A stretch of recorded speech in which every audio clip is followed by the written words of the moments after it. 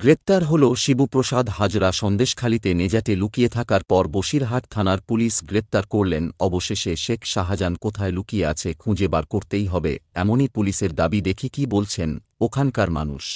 সবে তো শুরু হলো, যদি শাহজাহান শেখ এবং তার দলবলকে গ্রেপ্তার করা না হয় এবং ওখানে মা বোনি যে ইজ্জত হারিয়েছে তাদের বিচার না পায়।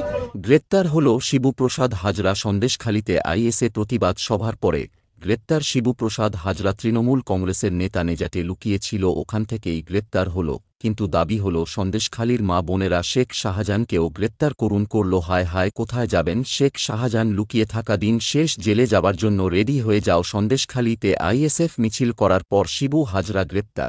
ভাঙড়ের পাশে একেবারে সন্দেশখালী এলাকাতে এই যে ঘটনা ঘটছে, নারীদেরকে মহিলাদেরকে বাড়ি থেকে বার করে এনে তাদেরকে রাত দুপুরে নিয়ে চলে যাচ্ছে, একটা দাবি করছে। কি চোখে দেখছেন সাধারণ এই দেশের নাগরিক হিসেবে, কি দেখবেন, কি বলবেন? আজকে আমার রাজ্যে যে দল আজকে তাদের নেতা মন্ত্রীরা একের পর এক দুর্নীতির সঙ্গে যুক্ত হয়ে গিয়ে তারা জেলে যাচ্ছে, আজকে জনগণের টাকা কোটি কোটি টাকা তছরূপ করছে, অসহায়দের টাকা তছরূপ করছে এবং অসহায় মানুষদের আজকে তারা ঠিকমতো সেফটি দিতে পারছে না।